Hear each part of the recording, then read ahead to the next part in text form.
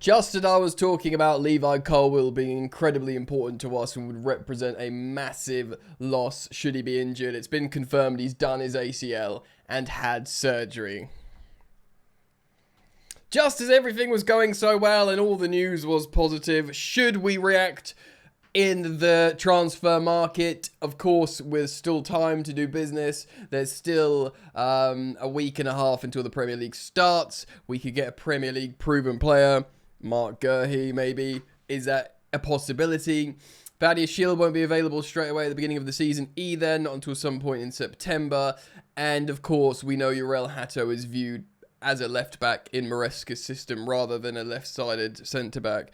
Maybe we could use him there in a pinch, but I think it is problem town now. So welcome back to Football Therapy, guys. Of course, daily content, sometimes multiple pieces of content every day.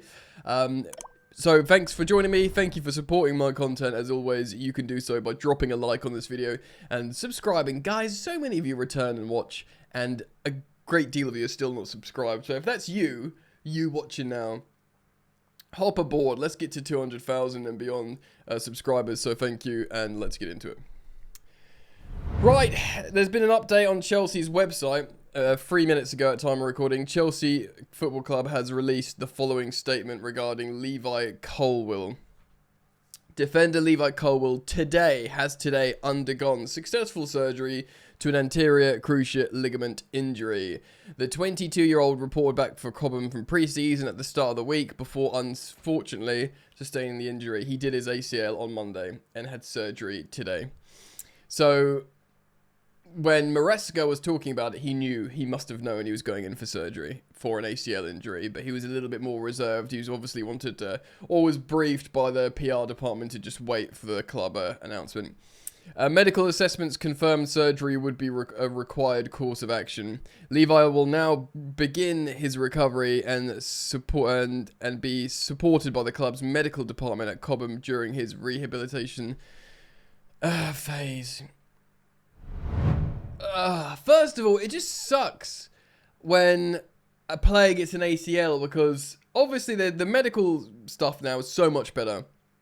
The medical departments in terms of recovery time. Like, let me just quickly search. Right, I've just Googled this and the AI overview is typically 6 to 12 months. So let's just try and be positive. It's pre-season. Let's just say by New Year, halfway through the season, he comes back into the fold.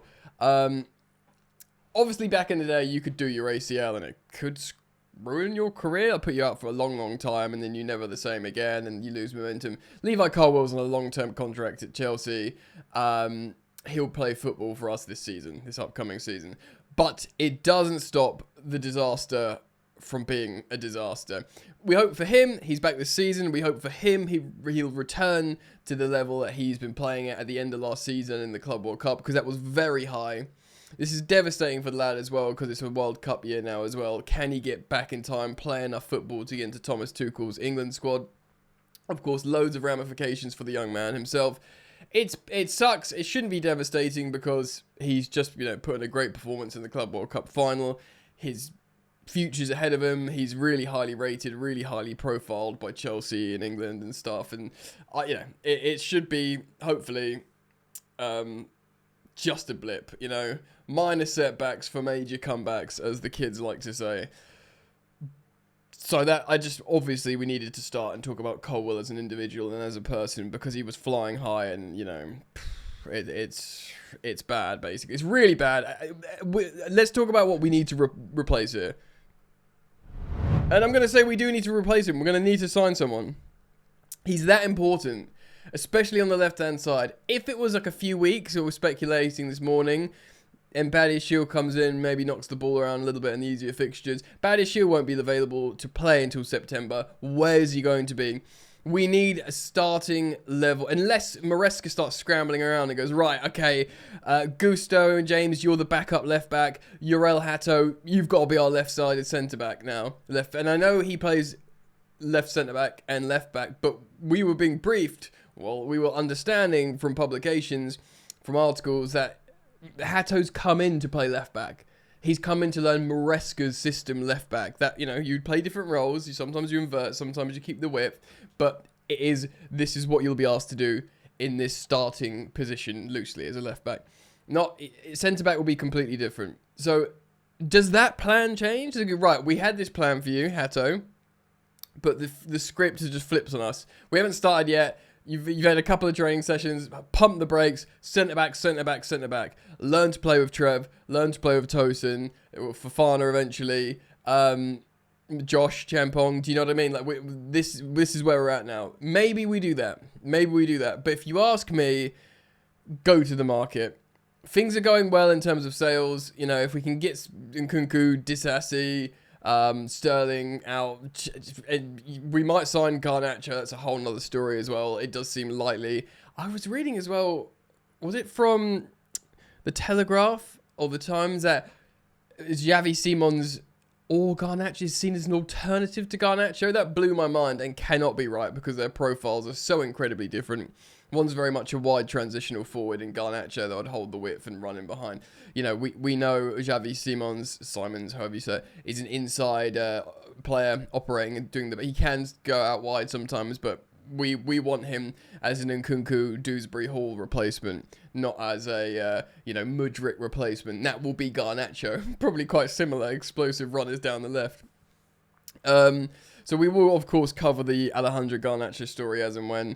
But for me, even before this ACL injury from, Levi Colwill, there was story. We sent Mamadou Sarr back now, unless we recall him. But I can't see that happening. I think we'll go for Premier League. I think we have to sign Marc Guehi. Genuinely. Like, we have to sign Marc Guehi. I know Palace will hate the fact how we'll come in for him. Now Liverpool want him. Liverpool really, really want him. Maybe Liverpool get him. But we have to try. He's 25 years old. We talk about needing leadership. He's despite being a right footer, he plays loads on the left-hand side. He'll be very comfortable starting on the left-hand side. He's got 1 year left on his deal. He's not going to extend with Crystal Palace. I think we just wave £40 million in front of them and say, you're going to lose this guy on a free. He's not going to re-sign with you. Here's 40 million quid. We want him. Bang. He's an amazing Premier League level England international centre-back. He's 25 years old, so he meets the 25 and under rule for Chelsea. He immediately slots in and offers leadership. Like, you play, obviously, I'm a little bit biased as well because he's Cobham. He's Chelsea's Cobham. You bring him in, you say, look, I know you're probably waiting for Liverpool. You think Liverpool are going to come in for you. You think you can be the long-term successor to Van Dijk. And I think he can be, by the way. Absolutely.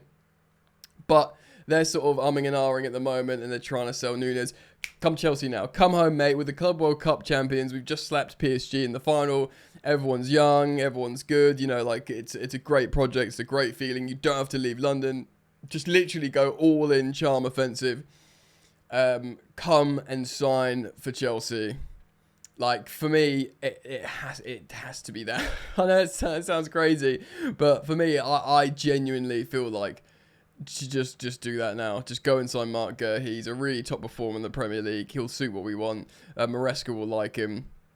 And, I feel like we need to do that. It is, oh, my cat wants to come in. No one's actually seen me in ages. I'll show her. Come on. She's a giant cat now. Meow, meow, meow. Oh, she's not happy with me. Oh, shit. No, I swore.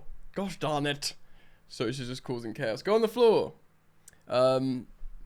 Yes, Mia. I think we have to address this. Honestly, I do. I feel like we have to. People might be thinking I'm overreacting, but I'm not, because we've got no left-sided players. If truly the plan for Uriel Hato is he needs to be that rotational option to help Cucurella, that's so important. I said that was a priority position. I know that you could argue this is a new priority position. Go on. This is a new priority position. But I would feel uncomfortable with just the plan moving Uriel Hato into a centre-back position, overcooking Cucurella more, playing Gusto at left-back more. I feel like, no, keep the plan, keep Cucurella, don't overcook him, play Hato in a rotational role there. Let him understudy him. Let him, you know, play and develop. Don't throw so much. I know he's a leader, Hato, and people speak about that, you know, way beyond his years, you know, tender years at 19, and he captained Ajax at 17, yada, yada, yada. Great, but I just bring in Uncle Marc. They call him Uncle Marc, don't they? Well, they have Uncle Tosin and Uncle Marc playing next to each other. Genuinely, just suddenly go, right, no more silly buggers. How much do you want for him? Stop, you know, playing so hard to get with all these players. Right, Newcastle, Nicholas Jackson, 65 million. There you go. Have him, bang. Not 80 million, 65. Just go. Who else? Disassi, 20 million. Yours. Take him. Bayern Munich, you still want Nkunku? Right, you can have him. 38 million pounds. Yep, just take him. Go. Right, loads of space, loads of money. We're safe for PSR. What do you want, Palace? Go. You're going to lose him for a free 12 months. Here's 40 million pounds. Take it for, you know, or even more, whatever. Just, I genuinely think we have to break the bank and go and get Marc Guehi. That's my opinion. And also, it'll be funny getting him over Liverpool. And that's always fun. Guys, let me know what you think. I think this is pretty catastrophic. We need to go and sign Marc Guehi. Or just someone that good. Let me know what you think. Comment down below. Who do you think would be a good alternative for Marc Guehi? I think he's just the obvious choice. Premier League proven, plays on the left. We've looked at him before. We've wanted him back. He's good value, 25-year-old high-end performer. And even if Chelsea do that, oh, we don't want to sign Mike Maignan because he's got 12 months left on his deal and it's not good value. You break your rule now. Yeah, you might be happy with Rob Sanchez to go and find whatever. That's a conversation for another day. You break the rule. You go get Guehi. That's my opinion. I'd feel really safe. He's a high-profile signing. I'm a massive Levi Colwill believer, Colwill truther, like nearly as much as I'm a Fofana truther. So I think personally, they're like that duo of Colwill and Fofana is the truth. It could be the best, basically. But in the absence of both, give me a Chalobah, give me a Marc Guehi, give me a Cobham duo. Yes, so thank you for liking and subscribing. We'll, of course, be following this story very closely. Remember, if you want to support my other content, Football Yannick on YouTube, daily content over there as well, non-Chelsea footballing content. Ooh, peace.